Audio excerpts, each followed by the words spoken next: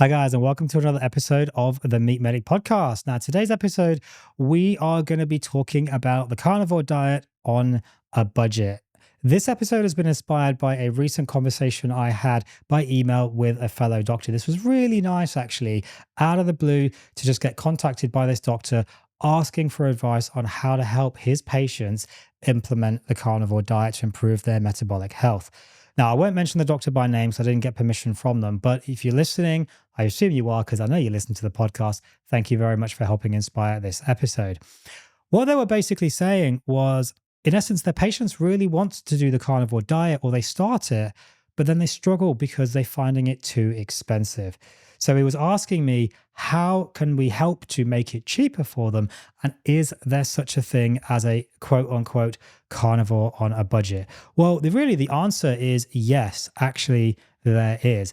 A lot of people, I see this coming up a lot on various forums that I still do frequent on social media. This idea that the carnivore diet actually has to be expensive. And I think really by definition, I'm going to extend that to pretty much just all very much meat heavy diets, including things like the animal-based diet by Paul Saladino, of course, my own invention, the Primal Fusion diet, ketogenic diet. I mean, really anything in between all of those three things. I think the carnivore diet being expensive is actually a little bit of a myth. And I think this probably comes from what I call the headline price or the ticket price.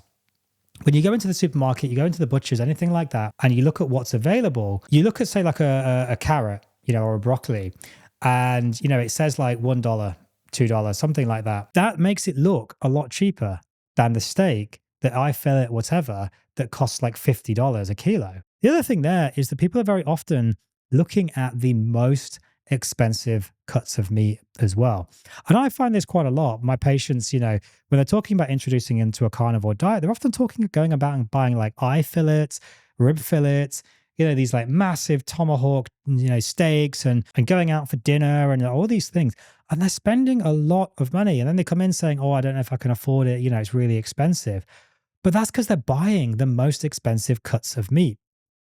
I think really the key thing here is the carnivore can be done on a budget, and of course, by extension, all meat-heavy diets, but you've got to be careful and savvy about what you're buying. And there's a couple of things I'm going to talk about in this episode. Now, the most obvious thing is let's look at what we are not eating and how that actually balances. Because, of course, a carnivore diet, let's just stick with that for the time being.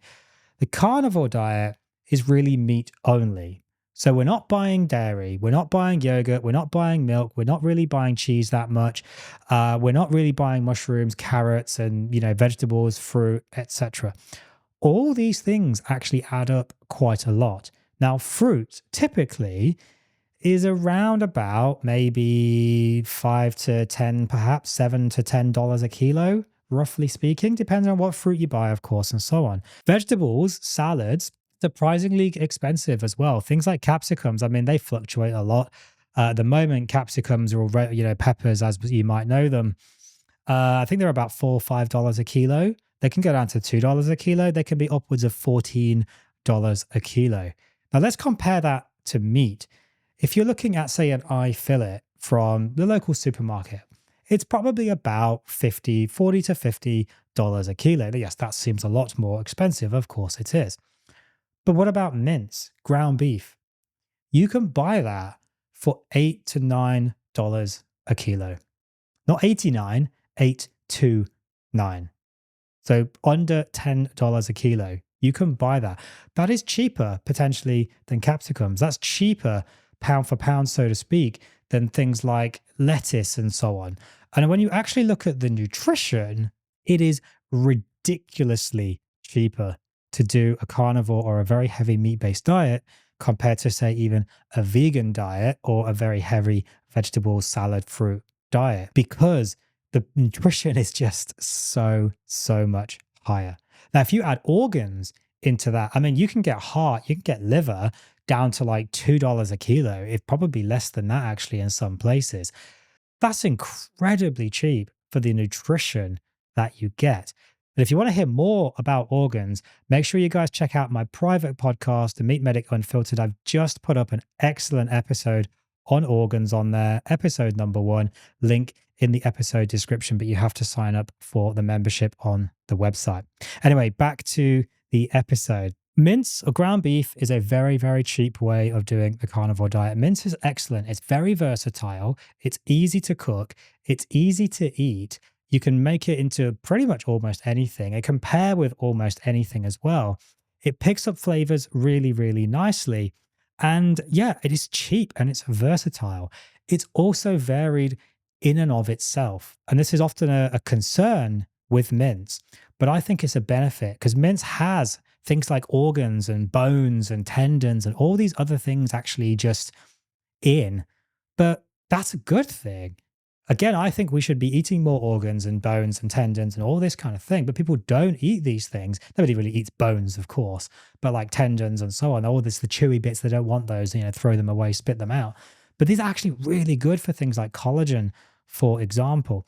So if you focus on eating ground beef for under $10 a kilo, most people on the carnivore diet are probably going to eat, let's say, around 500, maybe a little bit more grams of meat a day. Now, if you're really big, you're really heavy, you're doing lots of working out, whatever, you might be up to a kilogram. Fine.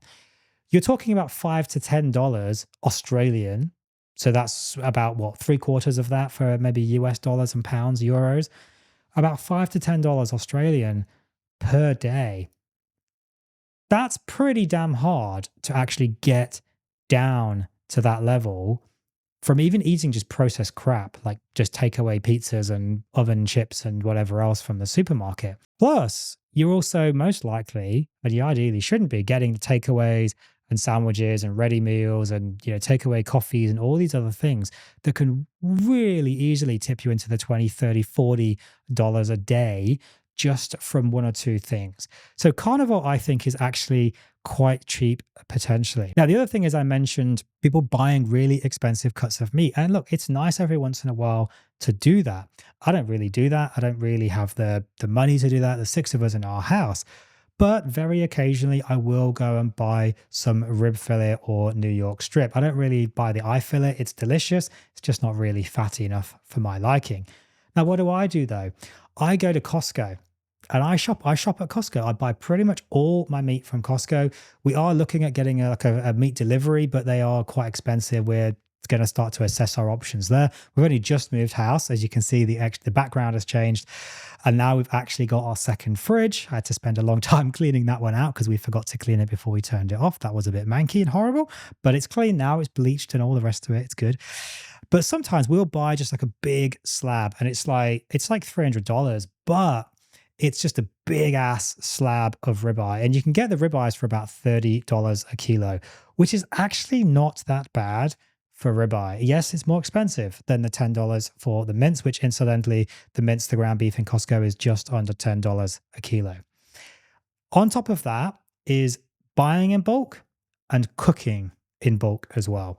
If you can cook in bulk and you can buy in bulk, again, you're going to save yourself a lot of money. And this is where somewhere like Costco is really good. And by the way, Costco is worth it just for the fuel membership. Honestly, here in Australia, we save like $3,000 a year at least just from the fuel. So you should get it just for that. But cheaper cuts like the mince, brisket, roast, these are also really good as well. Buy big slabs, cook things in bulk. Organ meats, I've mentioned already. I really do think these are very useful for us for so many ways. And like I said, I put a thing on my website, themeatmedic.com, for a recipe this evening for some liver and heart burgers, which the kids loved it. I loved it. My wife loved it. Our 1-year-old loved it. Everyone loved it. It's great. Make sure you check that out. And then the last thing, I suppose, is skip the expensive extras. I've mentioned there things like the takeaways and so on, the desserts, all of these things really, of course, add up. Buy in bulk, cook in bulk, buy cheap cuts of meat, buy mince, buy organs, and maybe throw in some eggs on the side as well. They're not that expensive. Thank you guys for tuning into this episode of the Meat Medic podcast. If you want to hear more about this, do please subscribe, hit the like button, share it to your friends and colleagues.